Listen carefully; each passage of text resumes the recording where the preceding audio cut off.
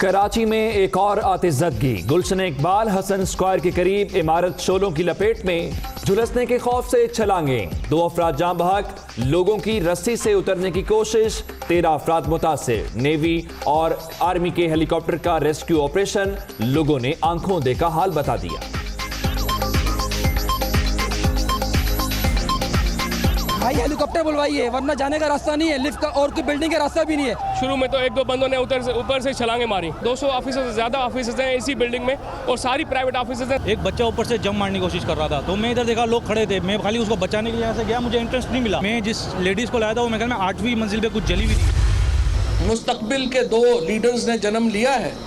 एक मरियम नवाज साहिबा हैं, बिलावल भुट्टो साहब हैं। एक के वालिद साहब जो हैं वो 300 अरब लेके जेल में बैठे हुए हैं, एक के वालिद साहब 500 अरब लेके जेल में जाने वाले हैं। दोनों की सियासत बेसिकली अब्बू बचाओ तहरीक है। मरियम और बिलावल अब्बू बचाओ तहरीक में मसरूफ। जरदारी के भी जल्द जेल जाने की पेशगोई। दोनों सपूतों की सियासत जल्द खत्म हो जाएगी। फवाद चौधरी की जेहलम में गरज बरस। सानेहा समझौता एक्सप्रेस में मुलव्विस दहशतगर्दों की रिहाई। इंसाफ के मुंह पर तमाचा करार। यूं लग रहा है कि भारत का अदालती सिस्टम दहशतगर्दों के लिए एक ड्राई क्लीनिंग मशीन बन गया है, जहां पे आप टेररिस्टों को पकड़ते हैं, उनको अदालत में पेश करते हैं, वहां से बरी करा लेते हैं। आसिफ जरदारी की मौलाना फजलुर रहमान से मुलाकात। सियासी सूरत हाल पर बातचीत। हुकूमत अवाम को रिलीफ देने में नाकाम। ऑपोजिशन के खिलाफ इंतकामी कार्रवाइयों में मसरूफ है। साबिक सदर की गुफ्तगू।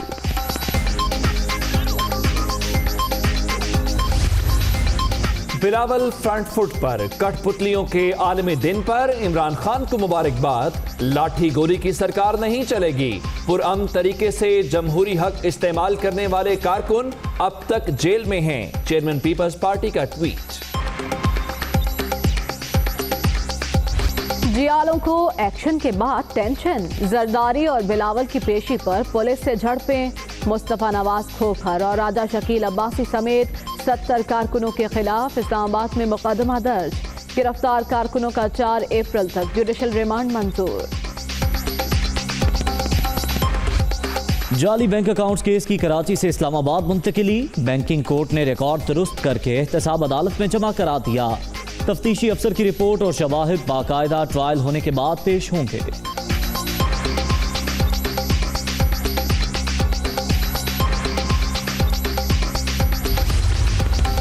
आमदन से जायद असासों का इल्जाम। आगा सिराज दुरानी का मजीद 10 दिन का जिस्मानी रिमांड मंजूर।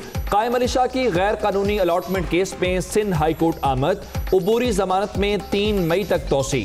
नैब वालों को हुक्म है कि बड़ी मछली पकड़ो। जयाले रहनुमा की गुफ्तगू।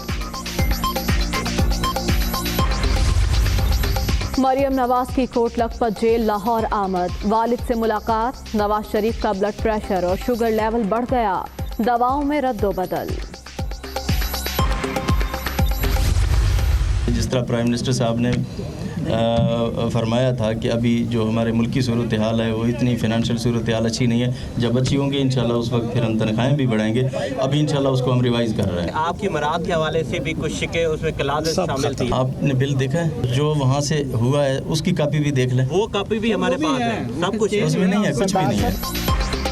अरकान पंजाब असम्बली के अरमानों पर रोस। तनख्वाहें बढ़ाने का मामला माशी सूरत हाल में बेहतरी तक मौखर। बिल में वज़ीर आला की मराद का जिक्र नहीं। उस्मान बुज़दार की छांगा मांगा जंगल में मीडिया टॉक। इस्तकबाल के लिए बच्चों के इस्तेमाल का सवाल। खिलाड़ी रहनुमा का साथियों की मदद से जवाब।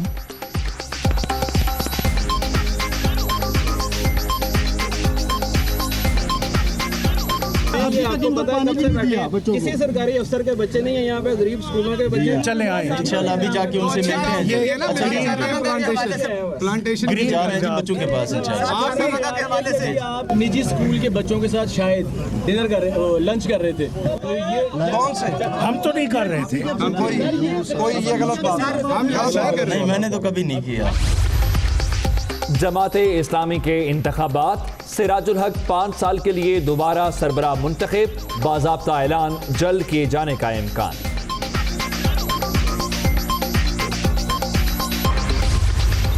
ब्रिगेडियर रिटायर्ड असद मुनीर का खुदकुशी से कब्ल लिखा खत सुप्रीम कोर्ट को मौसूल। चीफ जस्टिस का नोटिस, चेयरमैन नैब से जवाब तलब कर लिया।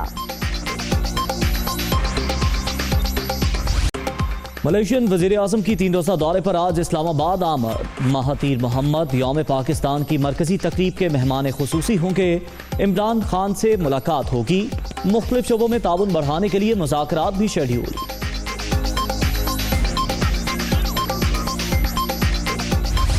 बेगुनाह मशाल को कत्ल करने का अंजाम। पेशावर की खुसूसी अदालत ने तहरीक इंसाफ के साबिक काउंसलर आरिफ खान और असद काटलिंग को उम्र कैद की सजा सुना दी। 2 मुल्जिमान बरी। मकतूल के वालिद ने रिहाई के खिलाफ हाई कोर्ट जाने का ऐलान कर दिया। सानिया क्राइस्ट चर्च में शहीद तमाम 50 अफराद की मैयतें वरसा के हवाले। मजीद 3 सुपुर्द खाक। शहीद 9 पाकिस्तानियों में से 8 की तदफीन कल न्यूजीलैंड में होगी। अरीब का जस्द खाकी मंगल या बुध तक कराची भेजे जाने का इम्कान। Announcing that New Zealand will ban all military-style semi-automatic weapons. New Zealand में फौजी तर्ज के खुदकार हथियारों पर पाबंदी का ऐलान। गन रिफॉर्म्स अवामी मफाद में हैं, कानून साजी जल्द की जाएगी। वजीर आजम की प्रेस ब्रीफिंग। वजीर आजम इमरान खान का न्यूजीलैंड की वजीर आजम को फोन, इक़दामात की तारीख। घर बार भूल कर मॉल रोड पर बोरिया बिस्तर। लेडी हेल्थ वर्कर्स के लाहौर में धरने का चौथा रोज। पे स्केल बढ़ाने और मुस्तकिल करने तक एहतजाज जारी रखने का ऐलान। जो मुतालिबात मानने थे मान लिए, वजीर सेहत का जवाब।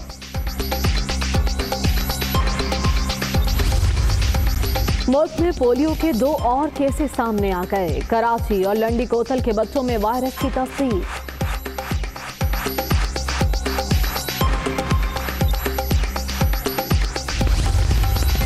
वज़ीर आज़म मुर्गी पाल स्कीम के लिए नई माली साल की प्लानिंग मुकम्मल। महकमा लाइव स्टॉक पंजाब ने 15 लाख मुर्गियां तकसीम करने की तैयारी कर ली। मुर्गे पालने के लिए 3000 अफराद को तरबियत देने का भी फैसला। अच्छी बात है गोल और ये यूनिफॉर्म, लेकिन इसके लिए तो टीचर को अलाउंस देनी चाहिए। फैसला सरकारी लेकिन जेबों पर भारी। खैबर पख्तूनख्वा के गवर्नमेंट स्कूल्स में असातिज़ा के लिए गाउन मुतारिफ करवाने का फैसला। 1,60,000 टीचर्स ने फंड्स देने का मुतालबा कर दिया।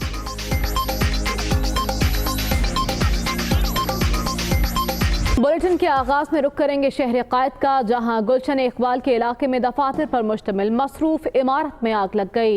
इस वाक़े में 2 अफराद जिंदगी की बाजी हार गए, जबकि 13 जख्मी हुए हैं। फायर ब्रिगेड की 7 गाड़ियों, 2 स्नारकल और पाक बहरिया ने इमदादी कामों में हिस्सा लिया। तकरीबन 1 घंटे के बाद इस आग पर काबू पाया गया। वज़ीर आला सिंध ने नोटिस लिया है, जबकि वज़ीर बल्दियात सिंध सईद गनी जाए वक़ुआ पर पहुंचे। देखते हैं कराची से मोनिस अहमद की रिपोर्ट।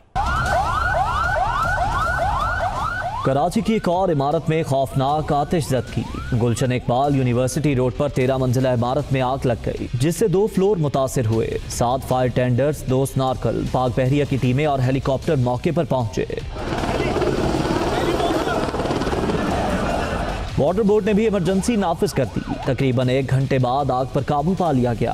शॉर्ट सर्किट से, क्योंकि एसी का जो राउटर था इनिशियली उसमें आग लगी थी, जो ट्रैवल करके ऊपर गई। एक ही फ्लोर था जिसके ऊपर कुछ आग थी। आग की इंटेंसिटी इतनी नहीं थी, लेकिन लोग पैनिक हो जाते हैं। उस घबरा के लोगों ने जो है ना वो भागने की कोशिश की और भगदड़ मच गई, जिससे ज़्यादा नुकसान हुआ। आग लगते ही ऐसी भगदड़ मची कि कुछ लोग इमारत की छत पर पहुंच गए, जबकि कुछ अफराद ने जान बचाने के लिए छलांग लगा दी। भाई हेलीकॉप्टर बुलवाइए, वरना जाने का रास्ता नहीं है। लिफ्ट का और कोई बिल्डिंग का रास्ता भी नहीं है। शुरू में तो 1-2 बंदों ने ऊपर से छलांगे मारी। 200 ऑफिसर्स से ज़्यादा ऑफिसर्स हैं इसी बिल्डिंग में, और सारी प्राइवेट ऑफिसर्स हैं। एक बच्चा ऊपर से जंप मारने की कोशिश कर रहा था, तो मैं इधर देखा लोग खड़े थे। मैं खाली उसको बचाने के लिए यहाँ से गया, मुझे इंटरेस्ट नहीं मिला। मैं जिस लेडीज़ को लाया था वो मेरे ख्याल में 8वीं मंजिल पे कुछ जली हुई थी। झुलसने वालों और जख्मियों को मुख्तलिफ सरकारी और निजी अस्पतालों में मुंतकिल किया गया।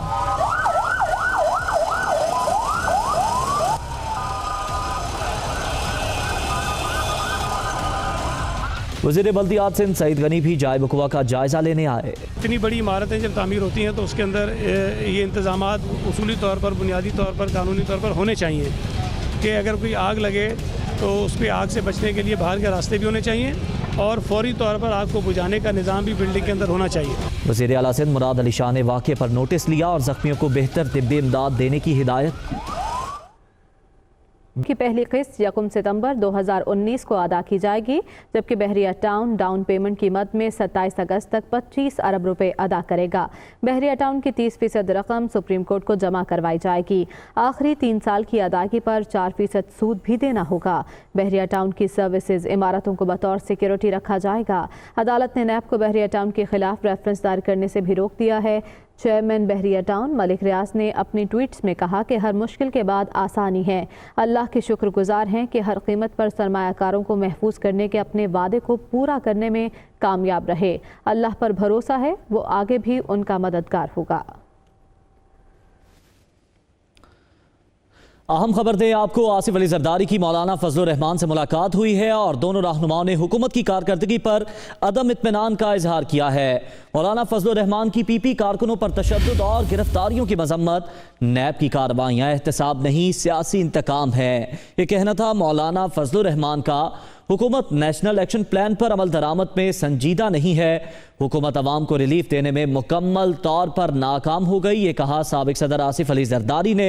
नेशनल एक्शन प्लान हुकूमत के पार्लिमानी रहनुमाओं के इजलास से मुताल्लिक भी इस मुलाकात में मुशावरत हुई है। मौलाना फजलुर रहमान ने हुकूमती इजलास के बाइकआउट के फैसले से आगाह किया है। मौजूदा सियासी सूरत हाल में ये अहम मुलाकात हुई है। दो बड़ों के दरमियान साबिक सदर आसिफ अली जरदारी की मौलाना फजलुर रहमान से ये मुलाकात हुई है।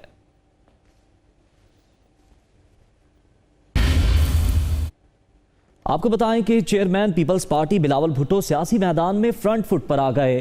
कठपुतलियों के आलमी दिन पर इमरान खान को मुबारकबाद दी। हुकूमती पॉलिसियों को भी तनकीद का निशाना बनाया। कलअदम तंजीमों से राब्ता रखने वाले विफाकी वज़रा को नहीं हटाया गया। पुरअमन जमहूरी पीपल्स पार्टी के कारकुन अभी तक गिरफ्तार हैं। लाठी गोली की सरकार नहीं चलेगी। बिलावल भुट्टो ने अपने ट्विटर पैगाम में वज़ीर आज़म इमरान खान को आड़े हाथों लिया। चेयरमैन पीपल्स पार्टी ने कठपुतलियों के आलमी दिन पर इमरान खान को मुबारकबाद भी दी। दूसरी जानिब वज़ीर इत्तलात फवाद चौधरी ने मरियम नवाज और बिलावल भुट्टो को अब्बू बचाओ तहरीक में मसरूफ करार दे दिया। जेहलम में शजरकारी के दौरान खिताब करते हुए उन्होंने आसिफ जरदारी के भी जेल जाने की पेशगोई की और कहा कि दोनों सपूतों की सियासत जल्द खत्म हो जाएगी। वज़ीर इत्तलात ने कहा कि सानिया समझौता एक्सप्रेस में मुलव्विस दहशतगर्दों की रिहाई भारत में इंसाफ के निज़ाम पर तमाचा है।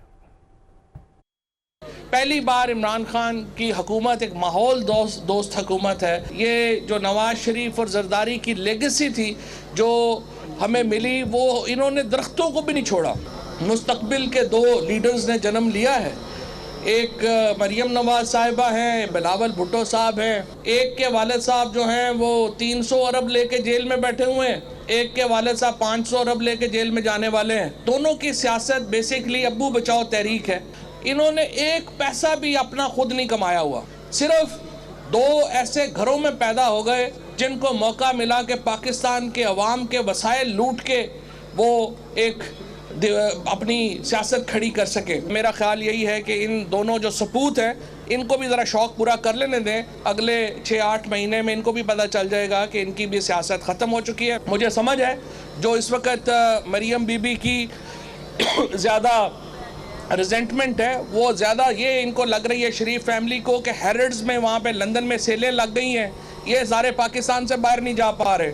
जिस तरीके से हिंदुस्तान में समझौता एक्सप्रेस के मुल्ज़मान को बरी किया गया, इसमें जो असेसमेंट स्वामी असेसमेंट कमल चौहान, राजेंद्र चौधरी और लोकेश शर्मा जैसे टेररिस्टों को जिस तरह हिंदुस्तान की अदालतों ने बरी किया है, मैं ये समझता हूँ ये इंसाफ और से कबल लिखा हुआ खत सुप्रीम कोर्ट को मौसूल हो गया है। चीफ जस्टिस आसिफ सईद खोसा ने असद मुनीर के खत पर नोटिस ले लिया है। चीफ जस्टिस ने चेयरमैन नैब से जवाब तलब कर लिया है। आपको बताएं कि नैब की जानिब से एक रेफरेंस तैयार किया गया था जो कि chairman NAB justice retired Javed Iqbal की मंजूरी के बाद बाकायदा दायर किया जाना था ब्रिगेडियर रिटायर्ड असद मुनीर के खिलाफ, और जो नैब उनके खिलाफ तहकीकात कर रहा था वो उनके बतौर मेंबर CDA के तौर पर उनके खिलाफ ये तहकीकात जारी थी और रेफरेंस दायर करने की मंजूरी दी थी चेयरमैन नैब ने।